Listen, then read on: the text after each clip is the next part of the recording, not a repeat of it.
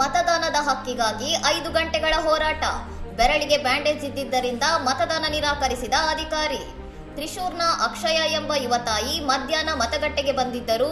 ಬೆರಳಿಗೆ ಬ್ಯಾಂಡೇಜ್ ಇದ್ದ ಕಾರಣ ಅಧಿಕಾರಿಗಳು ಮತದಾನಕ್ಕೆ ತಡೆ ಒಡ್ಡಿದ್ದರು.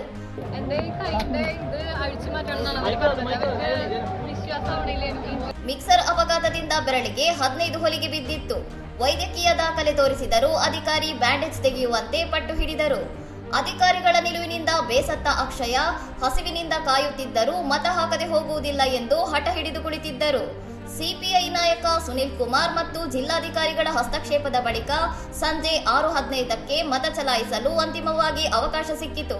ನನಗಾದ ಇಂತಹ ಕಹಿ ಅನುಭವ ಮತ್ಯಾವ ಮತದಾರರಿಗೂ ಆಗಬಾರದು ಎಂದು ಮತದಾನದ ನಂತರ ಅಕ್ಷಯ ಭಾವುಕರಾಗಿ ನುಡಿದಿದ್ದಾರೆ. ಇನ್ನಷ್ಟು ಸುದ್ದಿಗಳಿಗಾಗಿ ನೋಡ್ತಾ ಇರಿ ಸೌರಂ ಟಿವಿ.